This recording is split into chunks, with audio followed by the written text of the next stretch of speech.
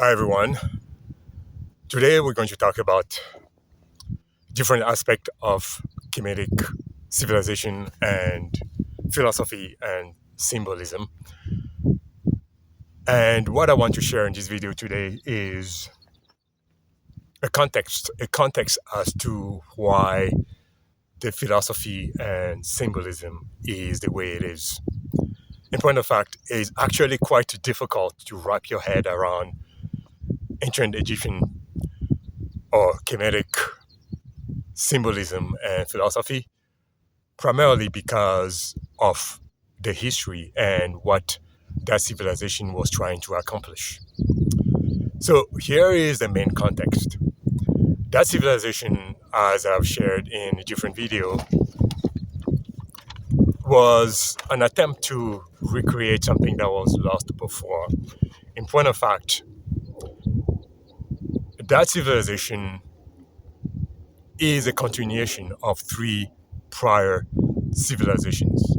Yes, one being the primary one being the second Atlantis that I mentioned in around the Sahara Desert, and an era which ruled, I should say, ruled by some people which historians have called the Olmecs, and then a fragmentation era which then led to the Kemetic civilization.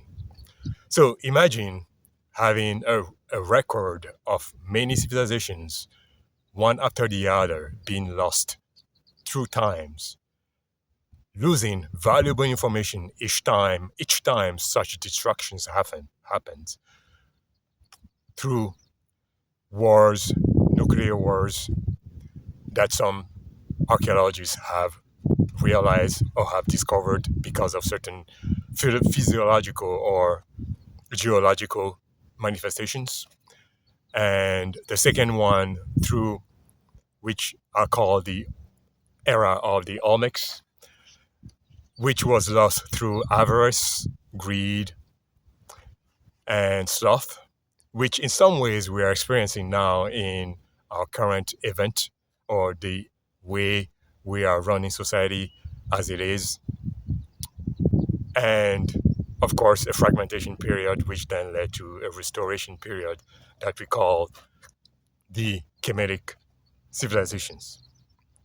Now, having gone through all that, losing great amount of information each time, how you then preserve information in a way that can stand the test of time, the test of destruction after destructions, civilizations going through different cycles of growth and destruction. One of the way you do it is by creating structures or blueprints through encoding information. Because if you just create temples and build a library of information through invasions, some libraries will be destroyed, burned, so that a new culture can basically impose their culture onto you, right? So that happens oftentimes during history. So you can't just create a huge library of books because then it gets destroyed.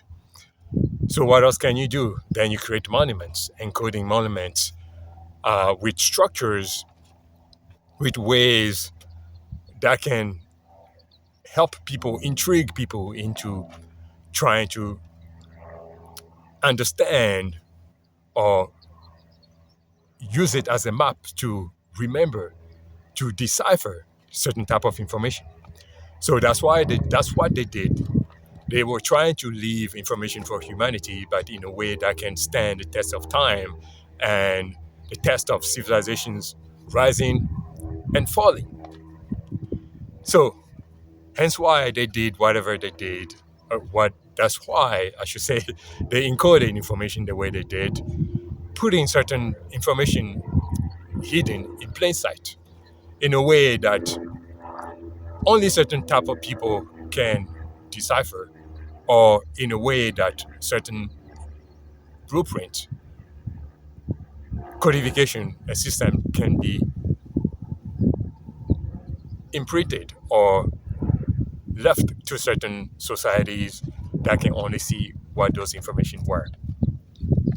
So many times how they would do it was to look at certain symbolism, or look at use certain animals or certain part of the body as, if you will, analogies to help individuals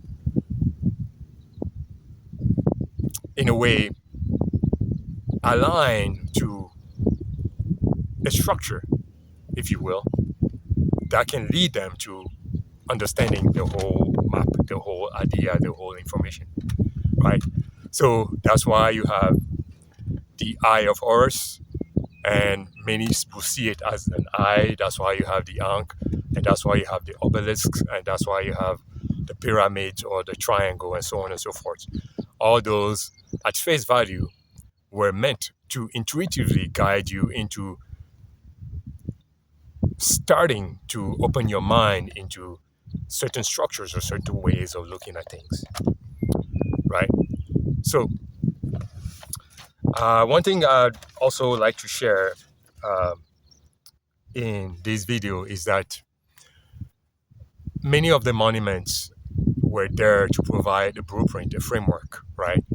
And then the books were there to give you an itinerary, a map, I should say, regarding what they were trying to share, right? So that even if the books were lost or were burned, you can still look at the monument to kind of intuitively figure out the blueprint so that nothing is ever lost, right? That's what they were trying to do, right? So let's say, for example, the triangle you will see a lot in the iconography has many different meanings.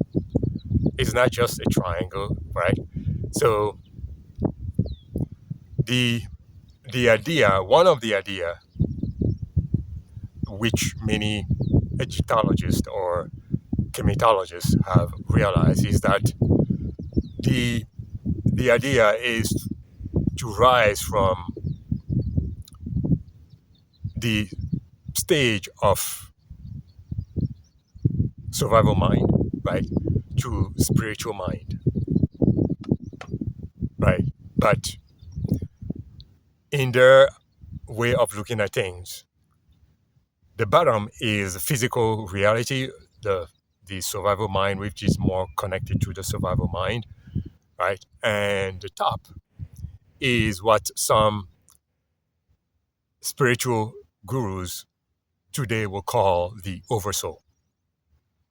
So the representation of the all-seeing eye on top of the pyramid is the eye of your oversoul, the one who can understand at the grand level the whole mapping, the whole blueprint, the whole idea of physical reality itself. The eye that understands everything that you are experiencing.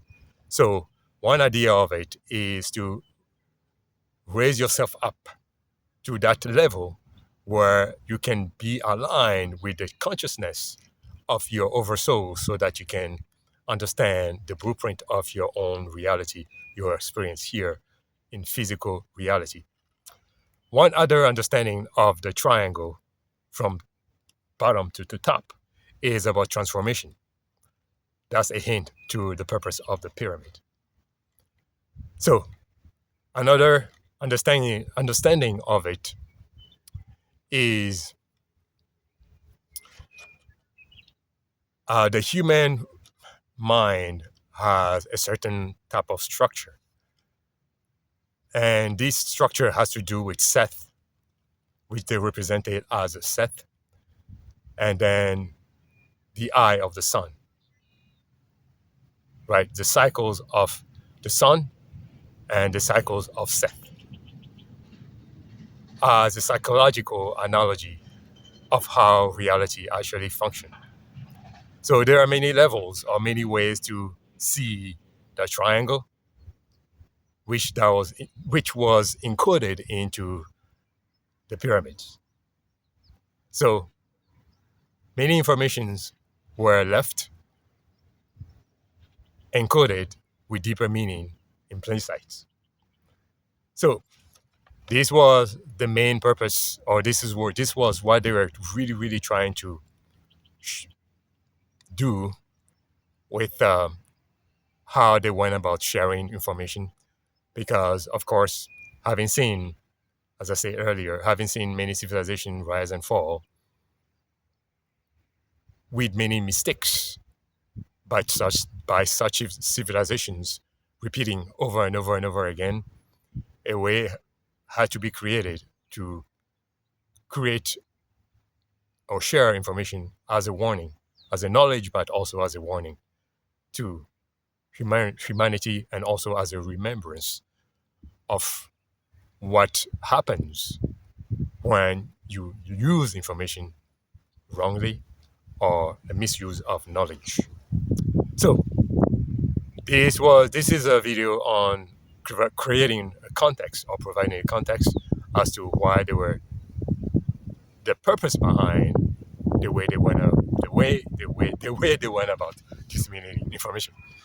Okay, thanks for watching this video. Until next time, have a good day and blessings. Bye bye.